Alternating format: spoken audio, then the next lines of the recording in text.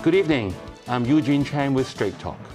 Our guest tonight is Dr. Stephen Wong Yun-san, a public policy, financial, and economic analyst. He is the executive director of the Public Policy Institute of our Hong Kong Foundation. Dr. Wong is also a legislative councillor and was the deputy director of Mr. John Lee's campaign team that prepared our new chief executive's manifesto. So tonight, he is here to tell us what results we can expect from the new administration to deliver. Welcome, Stephen. Thank you, Eugene. Right, so Mr. John Lee has been sworn in last week, and we are very honored to have President Xi coming all the way from Beijing to officiate this and to celebrate with us our auspicious 25 years of hand after unification with the motherland. He described Hong Kong as having risen from the ashes from all the challenges we had over the last few years. And he also enunciated 4 principles for Hong Kong to adhere to and expressed 4 hopes for us. So being in the campaign office, you know more than most people in Hong Kong what his manifesto is all about.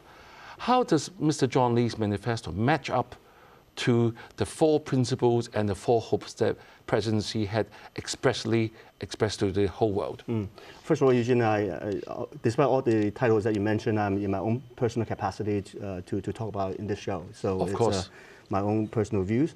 Second, it's yes, I think President Xi, if you looked at, first of all, obviously, I support John's manifesto and look forward to him delivering those manifestos. I think John is a great leader, and I think he assembled a good team, a very capable team that are able actually to deliver results. So very look forward to that.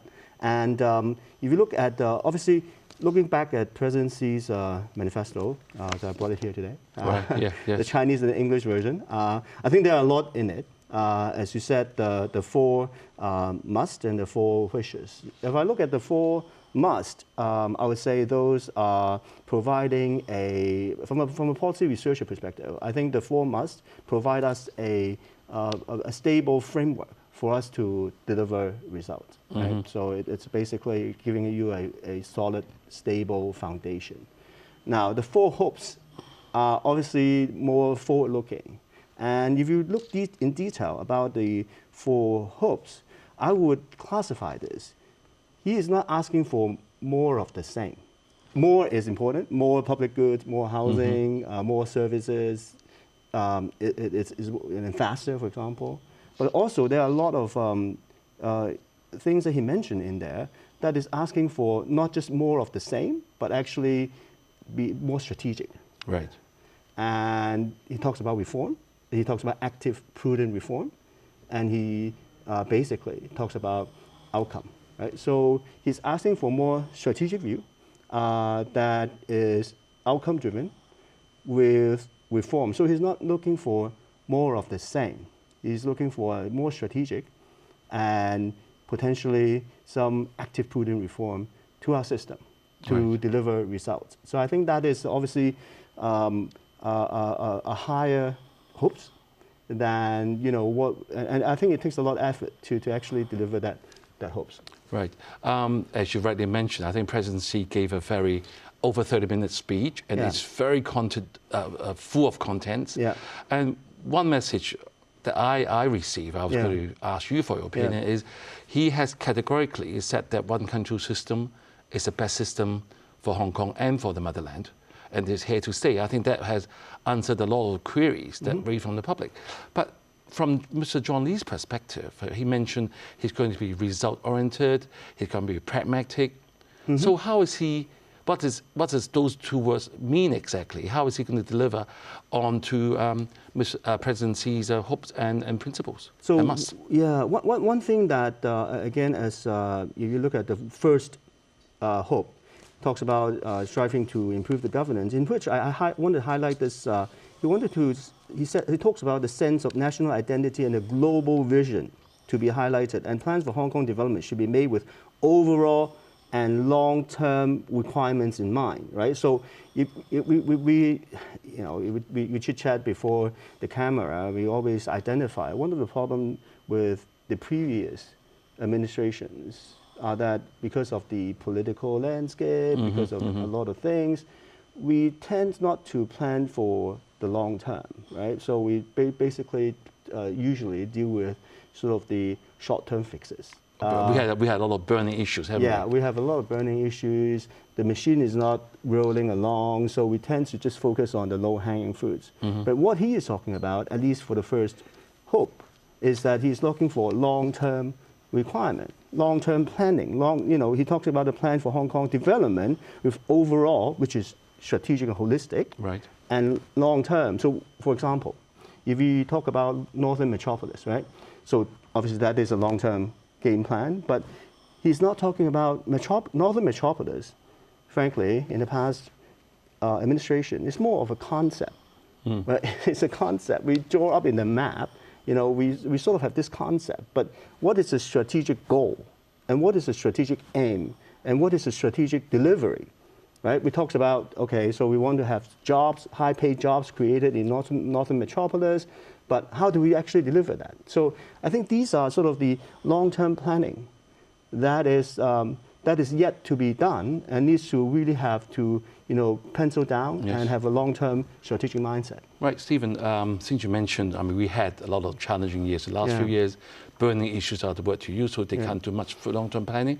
In a recent interview, Mr. John Lee said, my team and I will reach out, listen to, and communicate with the public with sincerity. We will be proactive in winning the trust of the people, making sure policy that you just mentioned that meets with the demands. It's very encouraging promise. Yeah. But what is it going to take for the new administration to be able to win back public's interest? I'm not saying that they don't trust the government, but a lot of people rely on themselves more, to be honest. We had a few shows, we had a lot of issues in Hong Kong, and Mr. John Lee's coming on, it's like a bit of fresh air. It all sounded very promising. But what will, from your point of view to see, how is he going to win back people's trust? I think, first of all, presidency did set a pretty, good tone. He talks about Hong Kong as a common home for all its people, and harmonious families will always prosper, right? So I think this concept of harmonious family is, as Hong Kong as a harmonious family is what we need to strive for. I think, hopefully, where we can, first of all, is engagement. For example, when we do policy dialogues, hopefully, there are obviously more public engagement, but with an end goal in mind, right? So previously, we have done a lot of engagement, especially for massive projects like Lantau Tomorrow. It's already sort of been discussed for at least 10 years. So that has, that received public mandates over and over again, but yet, it seems to not going anywhere, meaning that it's still sort of, wanting to be discussed again. So I think, it's good to have engagement, but I think it needs to have some professional judgment, and so that you can move along the process with, professional judgment, with, after you have got, a public mandate, to really go forward and execute. So I think, as you said, I'm of high hope of John's execution with his team. But one thing I want to mention is that in order to have a long-term strategic game plan, I think they need to work closely with the relevant think tanks under, or the research unit under the various central government. Right? In the central government, they have, under the State Council, for example, they have research unit. And under the, for example, the Communist Party, within the Communist Party, they also have a research unit, that each of these units, and also obviously the Hong Kong Macau office, right, and as well as the liaison office, each of them has different research units. I think that needs to work closely with the research unit within the government to actually come up with long-term strategic plan, right? Because if our future in Hong Kong is of a national integration, meaning that we need to have a one country, two system, but we need to be aligned with a strategic national goal so that we can find a bigger platform for Hong Kong to develop as a national unique crown jewel within the national strategy facing the international world. I think that is what President Xi mentioned, right? But in order to actually deliver that, meaning that we need to have a unique role within the national framework facing the international world, we need to align ourselves from a policy research and strategic game plan perspective with the central research unit within the various national departments. So I think that's something that is of very important. Right, Stephen, before we go to a break, one comment that I'm going to ask you when we come back is that apart from one country, two systems, the presidency has vowed to say it's going to stay. And I think it's Hong Kong maintains Hong Kong unique strength and weakness, the status and the strength, meaning that we're going to maintain the international financial center. We're going to have a free and open business environment. The common law system is going to stay. And most importantly, smooth and convenient linkages to the rest of the world. So Stephen, just before the break, I asked you, a question of how John is going to fight, especially the fear-mongering from especially the West amongst Hong Kong, saying that the one country, two systems in Hong Kong, the two systems basically gone, one country, one system, and Hong Kong is no longer an international important place. But President Xi's visit has reiterated one country, two systems is going to stay, and Hong Kong will maintain our connection with the rest of the world.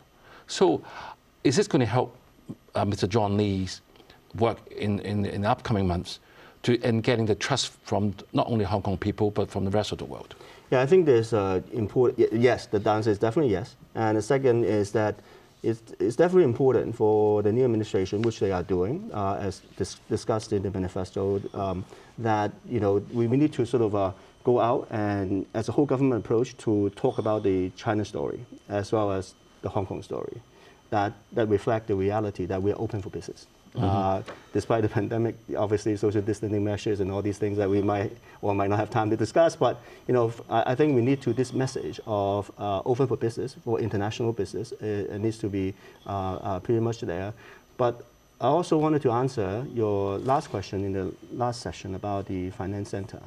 Obviously, after if we are open for business, I'm very confident the International Financial Center in Hong Kong will continue to be strengthened. Despite all the talent drain that we had in the last few months? I think there are structural advantages of Hong Kong being the financial center that will create more business opportunities that will attract jobs to make a career here. The structural advantages that I mentioned is obviously because of the growth of the China economy. Stephen, I also want to ask you, Mr. John Lee's team, he mentioned the word teamwork. And you have new bold thinking, think out of the box, but it's essentially the same 180,000 civil service team. Many of the issues we have are still there. So do you think Mr. Lee, although he had great hopes to solve the problem, and together is what he also used to get a unity from the society supporting him, will he do it? Can he do it? A very good question. I think leadership is important, and he has, as I said, I think John is a good leader, and I think he also has a sample of capable teams. So these are the teams is also in itself, all of them are leaders. So I think I'm very confident about their leadership. Now, but I also wanted to talk about this. Not the first part we talked about, not business as usual, meaning that there are active reform that need to be done. Now, reform is meaning that you have a team, but you actually need to have a reform mindset of, for example, give you an example, right? In Xi's, if he talks about the second hope, the national strategies, we need to sort of align ourselves with the 14 five-year plan, right? The GBA opportunities and Belt and Road Cooperation. Yes. Right? So now, for GBA, talks about that for 5 years already, right? So have we seen actual result?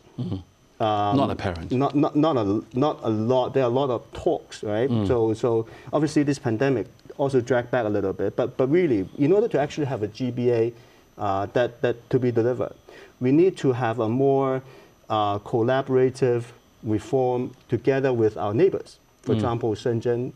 For example, the Loop, right? When we talk about GBA, let's focus on a specific area that is, very small and defined area. But Stephen, what you said is so true. But also, as I was talking, I'm thinking about, you say he's got a good team. I totally agree.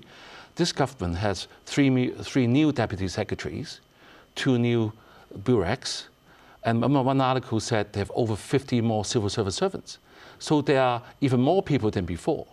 Do you think even with a good leader, can he coordinate with even a bigger team, and even the power can be transferred to everybody so that everybody can get up, roll up the sleeves and get things done? What do you think? Yeah, as I said, I think the leadership is important. I think what I said is you need, in order to change the way of doing things, yes, you can change the culture, you can change the cut the red tape to what they've been talking about. But I think importantly is the reform mindset. The reform mindset not just within the government, but also with our neighbors.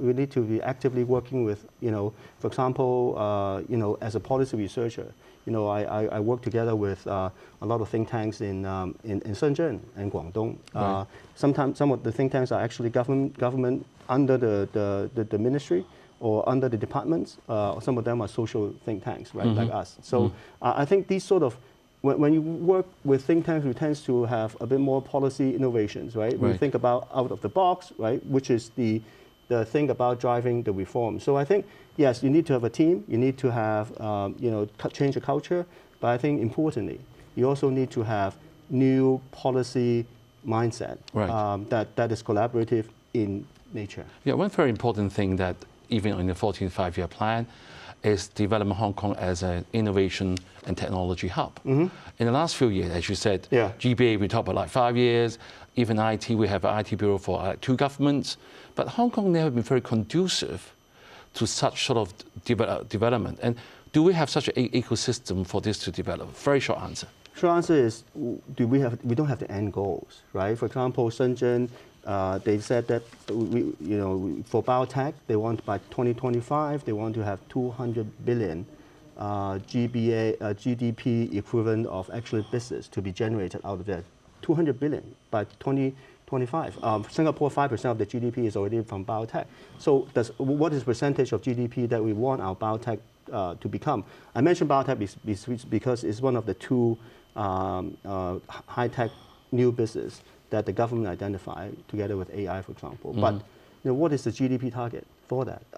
If you talk about 5%, that is equivalent of actually having extra GDP from biotech by additional, 150 billion every year. So how do we get there? I think that those are hard questions that need to have a strategic policy game plan in order to address that. Right, President Xi said, give us an impression the central government could give us staunch support in that area. Do we have enough talent pool in Hong Kong, our mindset, to make this happen? Very simple. As I said, it's not, because it's not simple. I can't give you a simple answer because you're talking about ecosystem. Right. You need to change the ecosystem to attract talent. So how do you change the ecosystem? So that would take time. No, not just time. What I'm talking about is reform.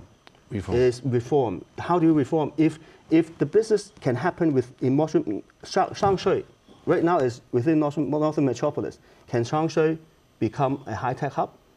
Why not, right? Why not? You need to build an ecosystem. In order to build an ecosystem, you need to leverage on the neighbor, Shenzhen, where they actually have a supply chain. So we need to have an integrative supply chain that is of high-tech in nature. But how do you do that? That's policy innovations. How do you do that? How do you have policy innovations? That is working together with the policy people in Shenzhen, in Guangdong, in order to actually generate that ecosystem in Hong Kong. Right, Stephen. Another issue that, let's move on to another area, that Hong Kong people are very concerned housing and land shortage supply. I mean, this is even mentioned by President Xi. And John has mentioned in the manifesto, he had new 2 groups of people looking at the land development, housing, making sure things are moving faster. Now, Hong Kong grassroots, they have to wait for up to longer time, like 6 years, to get into public housing. And for the younger generation, it takes them forever to get on the ladder for increasing private housing. Are you confident in the next few years we will see some results? Again, without reform, it's hard, right? We can have a little bit faster because in order to shorten the waiting time from 6 years to shorten it by let's say half a year or 1 year, you need to build every year with the next 5 years. Let's say we already plan to build 20,000 public houses every year for the next 5 years. we need to actually build, let's say, 5,000 or even 10,000 more every year, completions. So in order to have completions, additional 10,000 completions every year, you need to actually increase the construction speed. It's not about finding land. It's not about actually converting the land into planned, usable land. It's actually about having a usable land and building on top of that, because right now the building cycle in itself is around 5 years, right? So you need to shorten that building cycle so that you can increase the completion. But how do you actually shorten the building cycle? It's not just about getting a new contractor, getting someone to work faster. No, it's actually cutting a lot of red tapes within the construction area, within the housing department, so that we can have more delivery. Right. Stephen, like all the chief executives, at least for the last 2 terms, Mr. Lam and Mrs. Lam, they both treated housing as the most important issue. But right today, the results are still far from satisfaction. So do you think with Mr. John Lee's determination and the teamwork that you said, and the reform that hopefully we will see, and with central government support with all the different things we do, are you confident we will fix the problem, or it's going to take a few years? What will be your short answer to that? The short answer is I think we're on the right track. I think also the speed will be increased. The question is obviously whether we can increase more the speed.